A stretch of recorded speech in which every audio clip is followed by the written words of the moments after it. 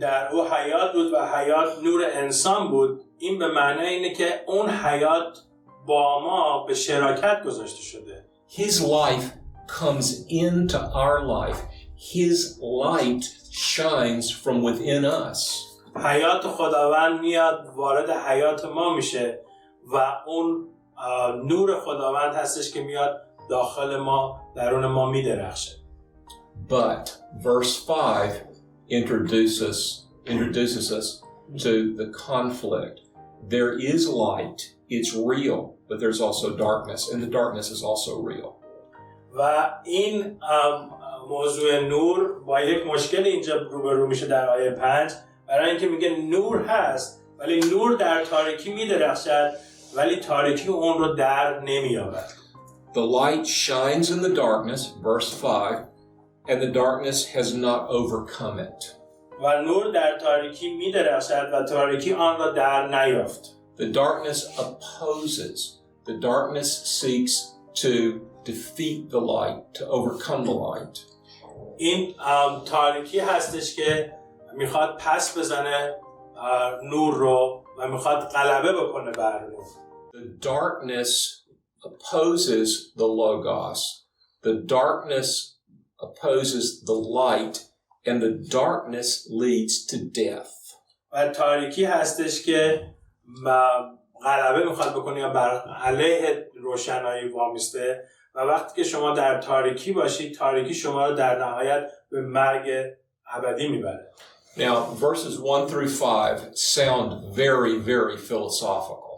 آیه 1 تا 5 خیلی فلسفی به نظر میاد. Philosophy is the search for meaning apart from God.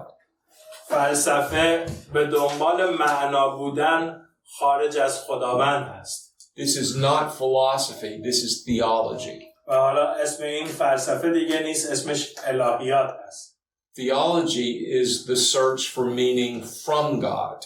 و الهیات هستش که به دنبال معنی هستی از خداوند می‌خواید. But I'm going to say one more thing about the theology and the conflict between the light and the darkness before we move on. من یک چیز دیگه میخوام در مورد الهیات بگم و این تضاد بین تاریکی و نور تا بعد ادامه بدیم به آیه ها. Our first parents were born into a perfect paradise.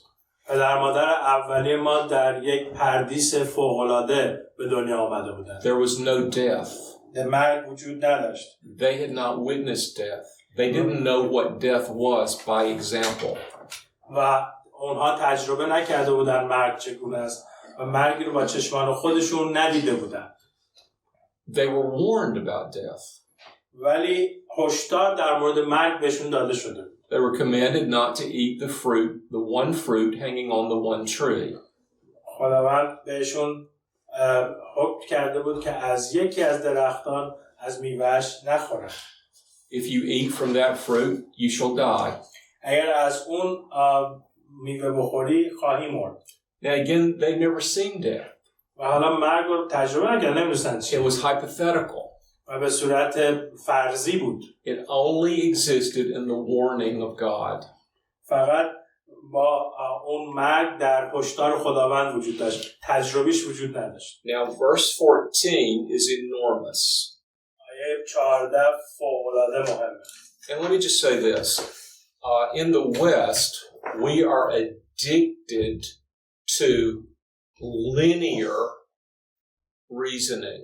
In other words, A, B, C, D, conclusion, application. When we teach, it's all linear. B comes after A, C comes after B, D comes after C, and so on.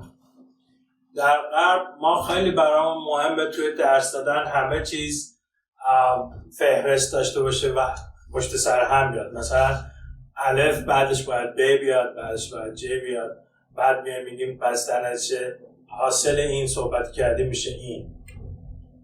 The Hebrews were very fond of not circular but cyclical reasoning. You leave a subject but you come back to it. ولی عبرانی ها برعکس بودن، اینجوری نبودن A, B یا C اینا به دنبال یک دایره، تقریبا بهش میگن دایره گردبادی بودن، یعنی از یک موضوعی میومدن بیرون دوباره برمیگشتن سراغش، میومدن بیرون برمیگشتن سراغش. John the Apostle writes about the Logos, and then in verse 6 he leaves the subject of the Logos and he writes about John the Baptist. But in verse 14 he comes back to the subject of the Logos. اگر نگاه بکنیم از 1 تا 5 یوحنا داره صحبت میکنه در مورد کلمه و لوگوس، از 6 تا 13 صحبت میکنه در مورد یحیی انسان و باز دوباره تو آیه 14 برمیگرده به موضوع لوگوس و کلمه جسم کرد. He comes back to the subject of John in verse 15. و برمیگرده به موضوع یحیی دوباره تو آیه 15. He will leave the subject of John and come back to him in chapter 3. و بعد یحیی رو موضوعشو میذاره کنار و بعد دوباره برمیگرده تو فصل 3 بهش. But in verse 14 he's back to the Logos. و تو آیه 14 برگشته دوباره به موضوع لوگوس. And the Word became flesh and dwelt among us. و کلمه جسم کردید و میان ما ساکن شد. So John bore witness about him and said, "This is he," meaning Jesus, of whom I said, "He who comes after me ranks before me because he was before me." John the Baptist was older than Jesus, but he said that Jesus was before him. John the Baptist recognized the eternality of the Logos. The Logos had become a man, but Jesus' existence did not begin in Bethlehem. He always existed from eternity past. He was in the beginning with God. John the Baptist bore witness to that.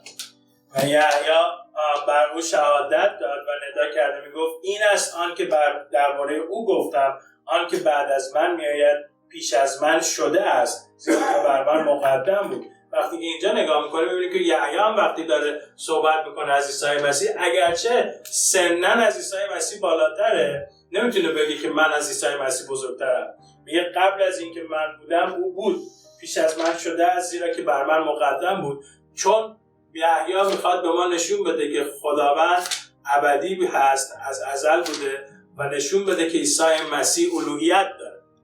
Verse 16 says, "For from his fullness we have all received in grace upon grace." آیه 16 میگه و از پری او جمیع ما بهره یافتیم و فیض به عوض فیض. What does it mean that from his fullness we have all received? به معنی چیه که از پری او ما همه یافتیم، چیزی بهره یافتیم؟ You know, Paul talks about this in his prayer in Ephesians 4:19. He prays that the Ephesians would know the love of Christ that surpasses knowledge, and that they would be filled with all the fullness of God. و ما نگاه میکنیم میبینیم که پولس در مورد این پری صحبت میکنه در افسوسیان، عارف شوید به محبت مسیح که فوق از معرفت است تا پر شوید تا تمامی پری خدا.